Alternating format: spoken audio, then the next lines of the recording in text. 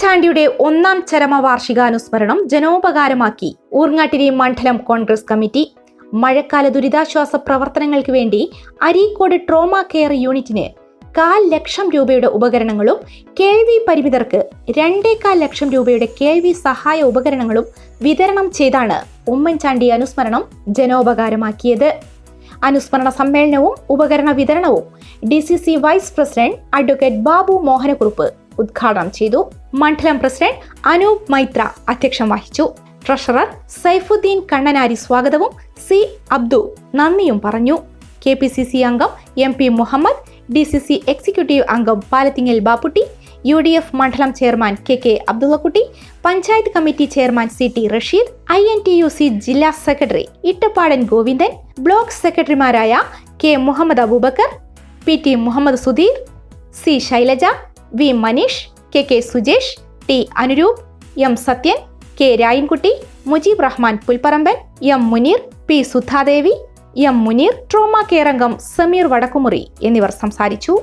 ഒരു നയാ പൈസയുടെ ആസ്തി ബാക്കി വെക്കാതെ പോയി എന്നതാണ് ഉമ്മൻചാണ്ടിയെ ഓർമ്മിക്കുമ്പോൾ നമുക്ക് വരാൻ പോകുന്ന തലമുറയോട് പറഞ്ഞു കൊടുക്കാൻ പറ്റുന്ന ഏറ്റവും നല്ല കാര്യം.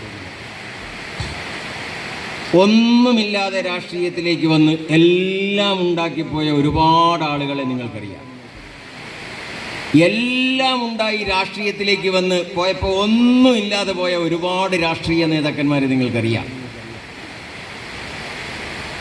ഒന്നുമില്ലാതെ വന്ന് ഒരുപാട് ഉണ്ടാക്കിപ്പോയ ആളിനെ അധികമൊന്നും പോകേണ്ടത്. അപ്പോൾ കേരളം ഭരിക്കുന്ന മുഖ്യമന്ത്രി അതാണ്. ഒന്നുമില്ലായിരുന്നു, ഇപ്പോൾ ഇഷ്ടം പോലെ ഉണ്ട്. അദ്ദേഹത്തിൻ്റെ ആസ്തി അദ്ദേഹത്തിന് അറിയില്ല.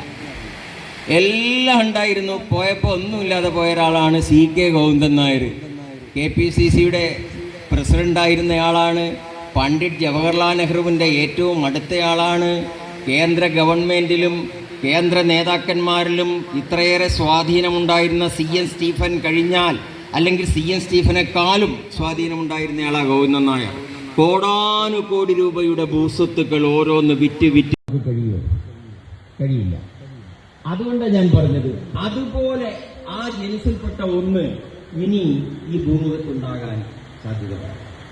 അങ്ങനെ ചില ജനസിൽപ്പെട്ട ആളുകൾ പിന്നെ ഭൂമിയിൽ ഉണ്ടാകാത്ത കുറെ പേരുണ്ട്. നമ്മളെ പാർട്ടി ഇപ്പോഴും നിലനിൽക്കുന്നത് കൊണ്ടാണ്.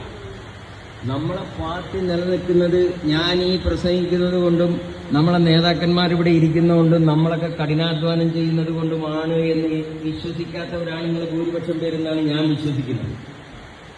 അതേതോ മുജ്ജമ്മ സൗഹൃദത്തിന്റെ പേരിൽ നമ്മൾ പ്രതീക്ഷിക്കാത്ത സമയത്ത് നമ്മളെ സംരക്ഷിക്കാൻ സ്വയം ഉയർത്തെഴുന്നേൽക്കുന്ന ഒന്നായി മാറിയിരിക്കുന്ന, അല്ലെങ്കിൽ ഫൈസാബാദിൽ കോൺഗ്രസിന്റെ സ്ഥാനാർത്ഥി ഒരു കാരണവശാലും ജയിക്കാൻ പാടില്ല.